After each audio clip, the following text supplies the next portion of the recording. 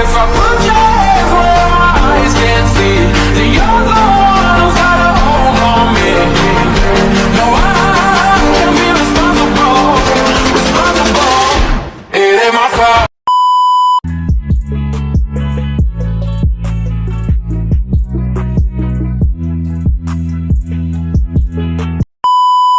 Not your Barbie girl, I'm living in my own world. I am plastic, call me classic. You can't touch me there, you can't touch my body unless I say so.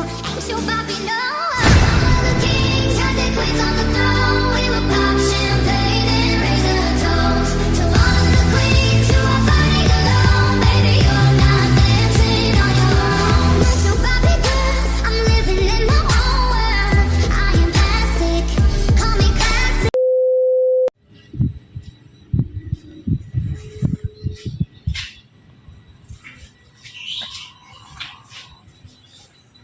Halo Gil, aku ini ada tugas nih dari dosen aku kan. Aku tuh tahu gak sih apa sih itu air laut, gas-gas.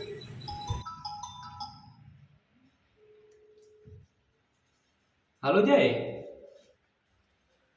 Oh, pengertian air laut. Air laut adalah kumpulan air yang terdiri dari 96,5% air dan 3,5% garam mineral. Garam mineral tersebut didapatkan dari proses pengikisan batu. Contoh garam mineral tersebut adalah kalsium, kalium, natrium.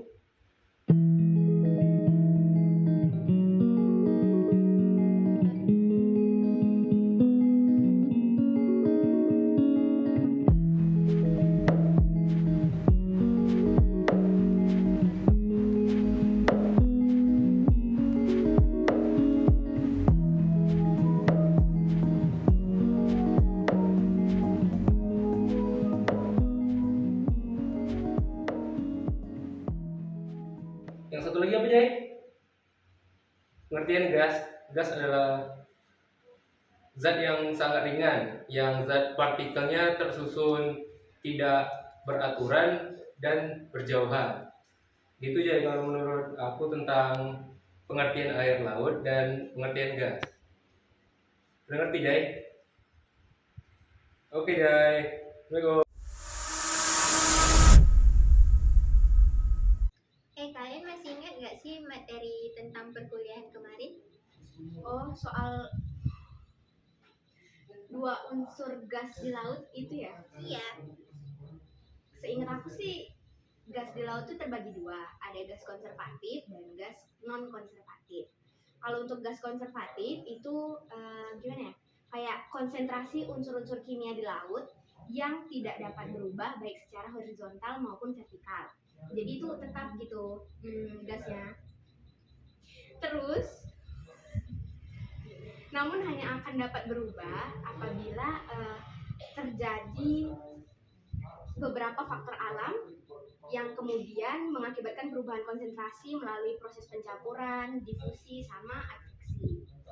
Tunggu, adveksi itu apa? Adveksi adalah proses perpindahan awan dari satu titik ke titik lain dalam satu horizontal akibat arus angin atau perbedaan tekanan udara. Nah, jadi perpindahan adveksi dapat memungkinkan awan akan menyebar dan berpindah dari atmosfer lautan menuju atmosfer daratan gitu. Oh gitu. Nah, untuk gas konservatif yang tadi udah aku sebutin pengertiannya itu sendiri, itu ada 3 jenis di laut. Ada nitrogen, ada argon, sama xenon. Oh, yang nitrogen itu ya? Ayo tahu nih tentang gas nitrogen itu. Jadi di atmosfer yang kita hidup ini, sekitar 78%-nya ini terdiri gas nitrogen tersebut loh. Cuman sebagian besar makhluk hidup yang ada di bumi belum bisa memanfaatkannya secara langsung. Oh, kenapa? Karena gas nitrogen ini dia berubah bentuk gas yang tidak berbau, berwarna maupun berasap. Oh, kalau gitu gas nitrogen itu asalnya dari mana ya? Nah, gas nitrogen ini sumber utamanya dalam tanah yaitu berupa bahan organik, yaitu dapat berupa sisa tanaman, hewan, manusia, pupuk organik maupun dari air hujan. Begitu. Nah, selain di atmosfer tadi, sebenarnya gas nitrogen juga ada loh di perairan seperti yang dikatakan Deki tadi. Senyawa nitrogen yang ada di perairan secara alami berasal dari metabolisme organisme perairan dan dekomposisi bahan-bahan organik oleh bakteri. Nitrogen sendiri merupakan bahan dasar penyusun protein yang diserap oleh tumbuhan air dalam bentuk amonia ataupun nitrat. Nah, selain itu, nitrogen juga terdapat di lautan akibat limpasan air tanah dan air hujan loh, seperti yang dijelaskan sebelumnya. Nitrogen sampai ke lautan melalui proses presipitation kemudian mengalami fiksasi yang dilakukan oleh bakteri. Setelah tahap fiksasi, nitrogen dalam bentuk biologis akan bermanfaat bagi fitoplankton yang ada di lautan. Nah, kalau yang lagi jelasin tadi kan itu nitrogen dari contoh gas konservatif. Nah, gas konservatif kayak yang aku tahu itu kan ada 3. Selain nitrogen ada xenon sama argon. Itu yang dua gimana sih? Atau apa sebenarnya? Jadi, argon dan xenon itu merupakan unsur gas mulia karena kedua unsur ini tidak mudah bergabung dengan unsur lain, sehingga sangat menyulitkan untuk membentuk senyawa lain. Semua gas mulia ini bersifat stabil karena jumlah elektron pada kulit valensinya itu sudah penuh sesuai aturan oktet. Oh gitu. Terus gas mulia itu banyaknya terdapat di mana sih, Bel?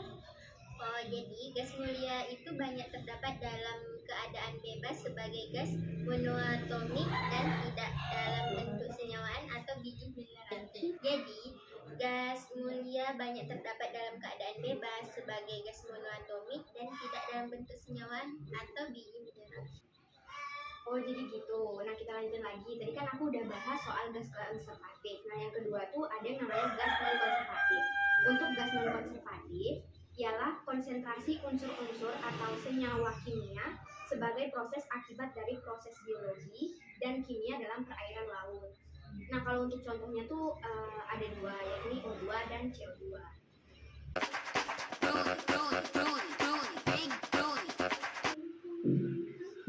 Apa itu? Oksigen kayaknya ini. Hah? Apa tuh oksigen? Jadi oksigen itu adalah gas yang dibutuhkan oleh tubuh untuk merubah glukosa menjadi energi. Energi itu kan kita butuhkan untuk melakukan kegiatan kita sehari-hari. Kayaknya itu kayak kegiatan masak, nyuci, kegiatan fisik juga kayak olahraga sehari-hari. Jadi menurut aku nih, selain dari pohon-pohon, oksigen juga dari tempat lain. Betul, contohnya apa? Apa tuh? Selain dari pohon. Jadi selain dari pohon-pohon, oksigen juga berasal dari laut.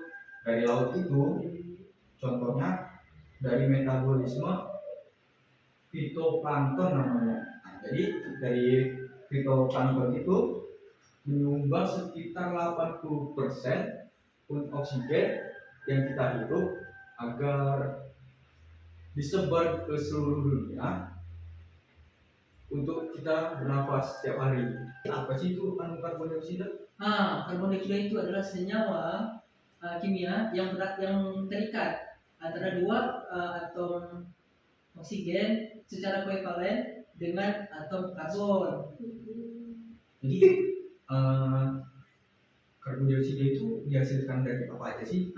Karbon dioksida itu dia tuh dihasilkan oleh tumbuhan, bumi, hewan dan sebagainya. Senyawa-senyawa ini itu sangat berpengaruh dalam proses karbon dioksida. Brush my teeth before I see my queen.